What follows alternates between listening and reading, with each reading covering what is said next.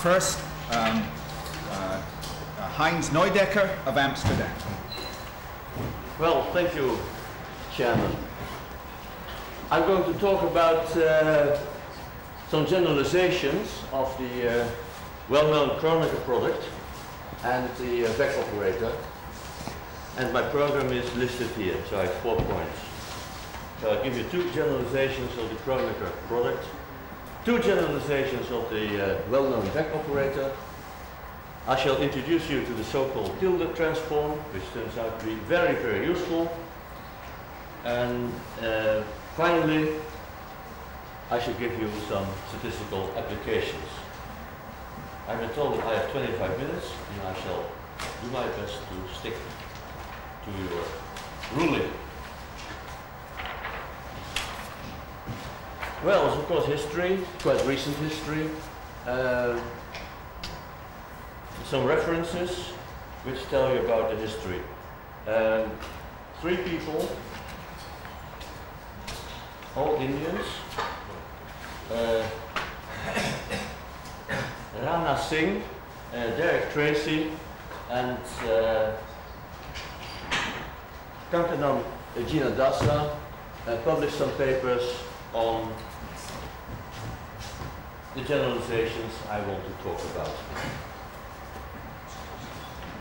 And quite recently, last year, David Hyland and Emmanuel Collins published a paper in Cymex in which they treated the same subject, not being aware of previous work of their colleagues. Also last year, Tracy and Gina Dasa published a paper in the Canadian Journal of Statistics. Well, these are, as far as I know, references. Unfortunately, none of these gentlemen could find the opportunity of coming to this conference. That's a pity, but there's nothing I could do about it.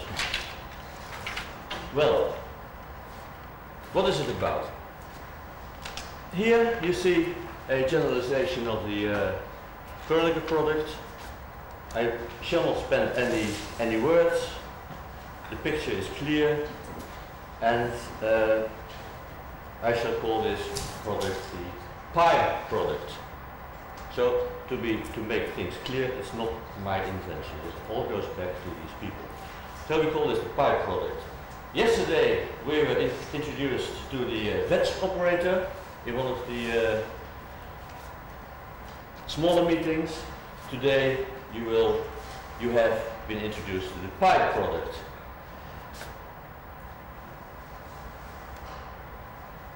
There's a second concept which was being introduced by these authors that denoted here this generalization of the vec operator, and it's clear how you get it. Of course, you have to presuppose a certain partitioning of the matrix A, and then to get this generalization is easy.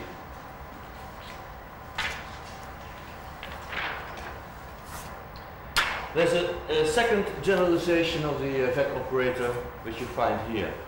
So here you scan the block matrix A row block wise, whereas in the first generalization you scan the matrix column block wise. Hyland and Collins integrated the pi product and the let's call it column operator for short, and they showed that they are related, whereas the other authors introduced this concept without seeing that there is some mathematical connection between the two. Well, today I shall present another generalization of the Kronecker product, which I shall call, which will be defined in this way, and which I shall call the box product. Why box? Well, because this little symbol here looks like a box, so it has nothing to do with George box. And I shall show you that this box product is compatible with this second generalization of the vec operator. where the first generalization of the vec operator will turn out to be compatible with the pi product, which was pointed out by Hyland and Collins, who in fact constructed the two in this way.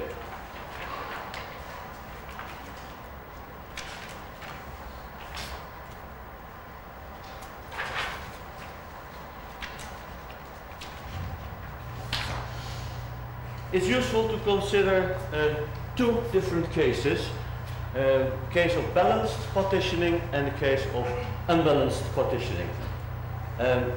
Take a matrix A, which is partitioned, and if the ij block has this order, then you call a partitioned matrix where the partitioning is unbalanced. If all the n's are equal, then you have a partitioning which is said to be balanced. And it turns out to be very useful to make this, to see this difference very clearly. And we shall treat the two cases separately.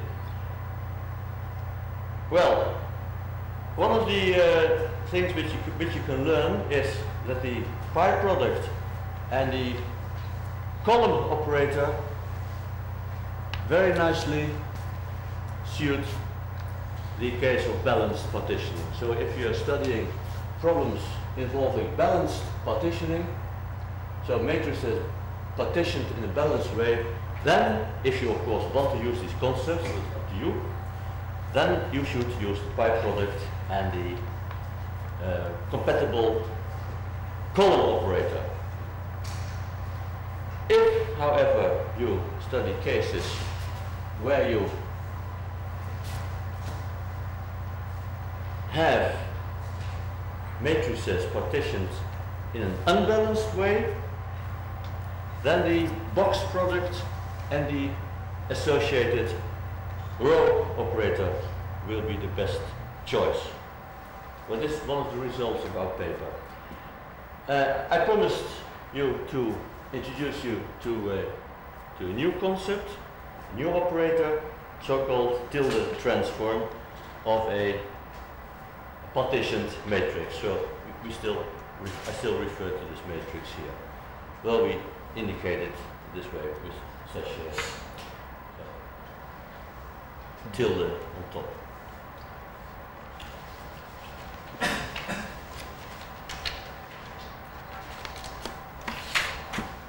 Alright, so first I shall discuss balanced partitioning. Well, one of the interesting things of balanced partitioning is that you can write your A matrix in such a way, in a very natural way, using Kronecker product. You can't do this when you have unbalanced partitioning. Then you can write the column operator A, this first generalization of the vec operator, in this nice way. You see how the symbolism carries over nicely. And the row operator, so the second generalization of the vec operator, can be written this way. So the only thing that happens here is that in one of the two matrices, the indices are being interchanged. So I chose the unit matrix for this purpose, but you could of course also do it here. It doesn't make any difference. It's easy to see that the tilde, no, it's not easy to see, because I haven't defined it yet. I shall define the tilde transform in this way then. And from this you can immediately see what is going to happen.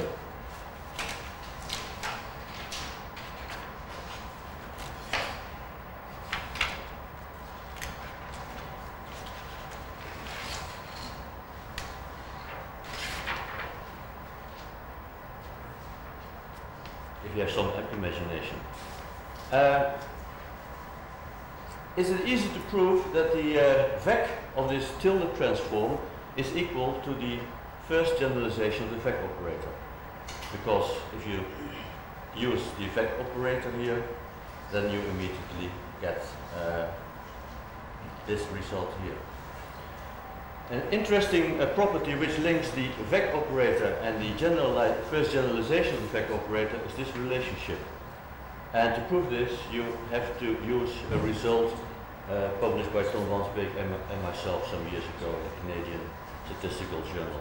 Well, I omit the proof. The only thing that interests us is this property.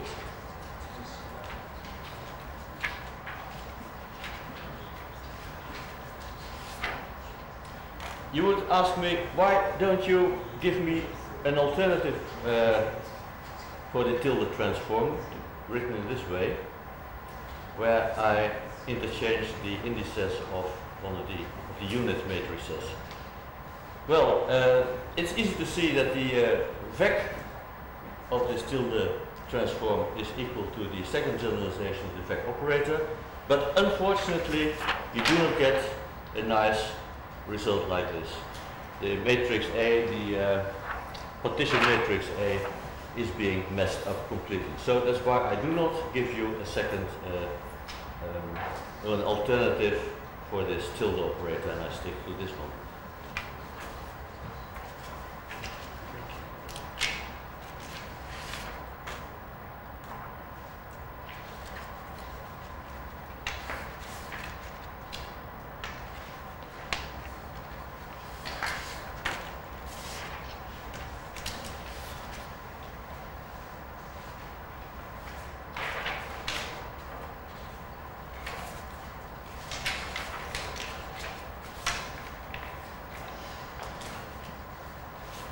The organization breaks down now. Great.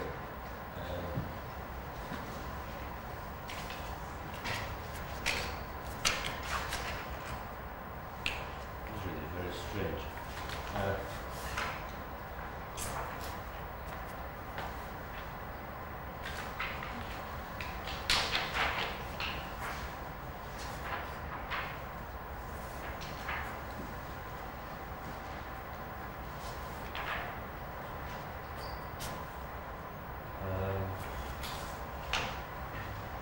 Oh no, I think I can.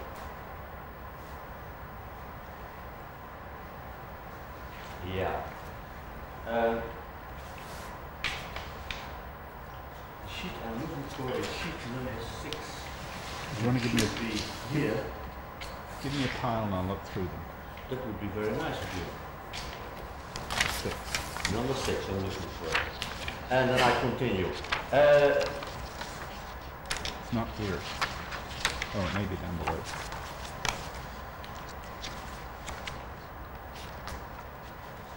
Anyway, on sheet 6, which is temporarily missing, you will find an algebraic expression for the pi product. There's a second algebraic expression for the pi product, which is here, and you see the relationship between this expression and the expression which we had for the partitioned matrix A. Remember that these two matrices were of course missing. There's another expression for the pi product, but this we do not need. Here. Well, thank you very much. There's some properties of the column operator and the balanced block Kronecker product A pi B to be mentioned. Well, I'm not going to deal with all of them. Most of them can be found in the work of the other authors. There are some of them which are not, and these I shall stress here. Suppose we partition our matrix A element-wise, and we do not partition B, and we define C in this way, then you can prove that the column of the Kronecker product of A and B is equal to the Kronecker product of the two vectors. And the tilde transform turns out to be this. So if you start from this matrix, then you can, under certain conditions, derive the tilde transform. The proof is here. There's a second result. You start with column-wise partitioned matrices A and B. A defines C in this way. Then you can derive the column vector of this matrix C. It turns out to be the vector operator of the Kronecker product of A and B, and you can find the tilde transform. So if you have this, if you start with this expression, you can get the tilde transform very easily, and the other way around, which was shown in 3. So this was 8. Here's 9. 9. Oh, thank you very much. There's a third result which is worth mentioning. We have an element-wise partition matrix A, and we have B, which has a specified order, and we define C in this way, where KMN is a commutation matrix. Then you can prove that the tilde transform of C has this appearance, where again K is a commutation matrix, and the column vector of this matrix has this simple appearance. Well, the proof is quite long, and of course I shall not give it to you. Thanks for your help. Then there's an interesting generalization of a well-known result. If we have a trace of 4 matrices, that they are, then you can rewrite it in terms of pi products and the generalization of the column vector. Of course, we're all familiar with this representation, and it's easy to see, it's easy to prove that this second representation holds. Well, then we get some more results which I shall skip because they're not relevant for today. We shall now discuss unbalanced partitioning. Now, the block matrices have all different orders, and we shall look at an equation. Well, exactly this equation was shown on sheet 6, which unfortunately disappeared. There's 6. Oh, thank you very much. Well, I keep it here, just in case. It doesn't really matter. On sheet 6, but here you find exactly the same, we defined an equation. We have a matrix product, there it is, we see a transpose, and we are interested in finding a matrix X which satisfies the equation. Well, the matrices are partitioned, and the way their orders, etc., are indicated here. Then you can find that A pi B is a solution. Well, on page 6, which I shall very quickly show to you. On page 6, I showed, well, after having produced the same equation, I showed that the solution, or a solution for X of this equation is exactly the pi product, which then turned out to have this, turned out to be this expression. Well, when we have unbalanced partitioning, a matrix partitioned in an unbalanced way, we write down this equation and we again get the pi product. But now, as you see, the algebra turns out to be rather ugly. Thank you. It turns out to be rather ugly. Let me show again 6. On 6, the algebra was so nice, and this was all due to the fact that we had unbalanced partitioning. You see, there's no writing out here. It's all strict algebra. Of course, well, sometimes perhaps ugly algebra. That's not the point. It's algebra. Here, you have to start writing out matrices. And when you read some of the work I referred to when I started, you will see even greater masses of matrices on pages. But anyway, that's the thing which I myself do not like very much. And my conclusion is that in the case of unbalanced partitioning, this A pi B, so this pi product, this first generalization of the Kronecker product, is not appropriate. Well, there's a relationship between the two products, but this should not interest us now. How much time is there left? Oh, about another 3 minutes if you want questions, or 8 if you don't. I don't want questions. Then we have 16 properties of the block Kronecker product A box B, so the box product. Well, as you can see, all these properties are very similar to the properties we are familiar with when we look at the standard Kronecker product.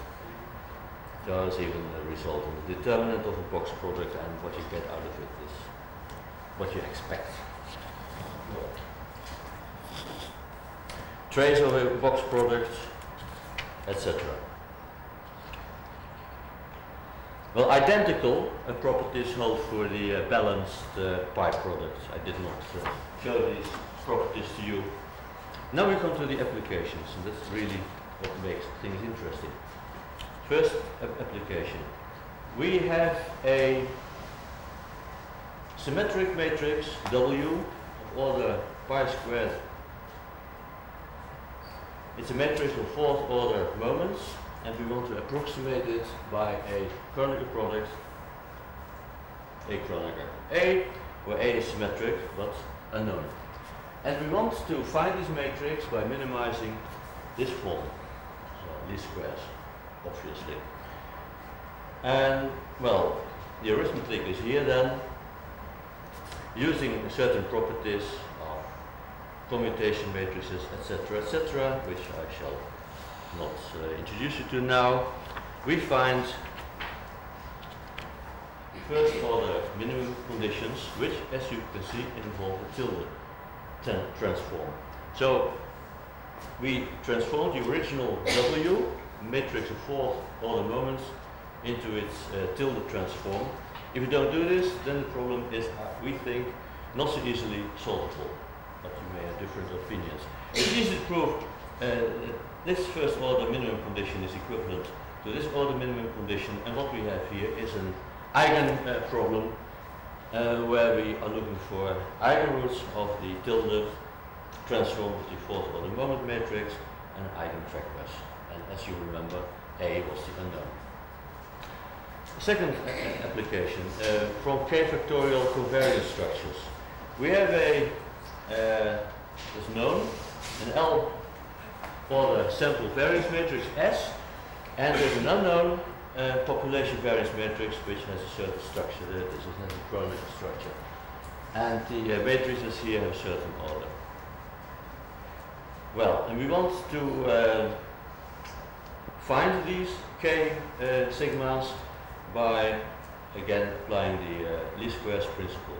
And we are going to minimize this expression where W is no longer the W of the first application, it's a weighting matrix, a weight matrix. Alright, well, for this we need some additional technology, a generalization of the commutation matrix. There's no time to give you a full introduction to this secret area of research, or area of secret research, so I must ask you to believe me. But if you use these, apply these generalizations of the commutation matrix, these generalizations have been given by Koning and Tom Wansbeek and myself in the paper in Psychometrica some years ago. And if you then introduce some new matrices, which depend on the original S which we know and the omega which we do not know, then you can try to handle this objective function, and you differentiate it, and that's what you get out of it. And here is the secret. Here is the interesting thing. Here it happens. What you see here is the following. In the center you get a pi product of matrices which depend on the weight matrix, where it's a certain it's a result of restructuring that's a W matrix, the weight matrix. And here you find well, a tilde transform of the sample covariance matrix, which has been restructured in a certain way by using these commutation matrices here. And the solution then is very easy. The solution is here. That's the solution. Then we have a third application. We want to find the Moore-Penrose inverse of a design matrix in balanced ANOVA. Well, here's the usual linear balanced ANOVA model with fixed effects and a matrix format. It reads like this. So here you have three Kronecker products of summation vectors and identity matrices. Yes. So if we use the notation X, it looks like this. And the problem is to find the Moore-Penrose inverse of X. Now comes the box product. We define X bar, which is you can see X but enlarged by a identity matrix here, and we then define the counterpart of it with the index M. Then you can easily see that this X bar is the box product of these two matrices, X bar M and X bar N, and the structure is here, seen here. Well, it's obvious that we have a case of unbalanced partitioning here. This matrix is partitioned in an unbalanced way, so that's why we. So anyway, this cannot be avoided. This is being given to us by the problem. It's not a matter of choice. We are forced to use this generalization. All right. Suppose we have a singular value decomposition of Fn bar, so the enlarged matrix, the smaller one, you know, and then we can, of course, find the Moore-Penrose inverse of that matrix. Here it is. Similar result be available for X bar N, so the other matrix, which appears here in the box product. From this we can find its Moore-Penrose inverse. Then you can find the singular value decomposition for the big matrix X bar. It's the box product as we defined it of the two smaller X matrices, and if you plug in the two singular value decompositions and apply some rules for dealing with the box product, well, the rules are exactly the same as the rules for the Kronecker product, well, formally. Then you can derive singular value decomposition for the matrix X, which what we are interested in. Remember, we enlarged the matrix X and we transformed it into X bar. We found the singular value decomposition for X bar, but for this we have to extract. We found singular value decomposition for X bar, and from this we have to extract a singular value decomposition of this matrix X, which is part of it. Well, you believe me that this is the result, where of course this matrix Q and the matrix VR have to be defined, but this is not really important. How many minutes? Another minute. 1 minute. All right. Then the only thing I have to show you now, I hope I can find. Yes, thank you very much. No, this we do not need. Yes, the references. So here we have the paper by Highland and Collins, which was published last year, and other works as well. Here we have the paper, no, it's even a PhD dissertation by Rana Singh. And here we have a paper by Tracy and Generalization, Canadian Journal of Statistics, 89. And an old paper by Tracy and his pupil Singh in Statistica Nilandica, 1972. I assume that we have half a minute left. Let me tell you that there's a fourth application of the tilde operator that was introduced yesterday in one of the more private sessions, when one of the authors, Ruud Koning, discussed a certain problem where this tilde operator was being applied. It was a problem dealing with fourth order moments, and he found an unbiased estimator for the population variance matrix of the sample covariance matrix under certain conditions. All right, I have used up my time. Thank you very much, Heinz Neudecker.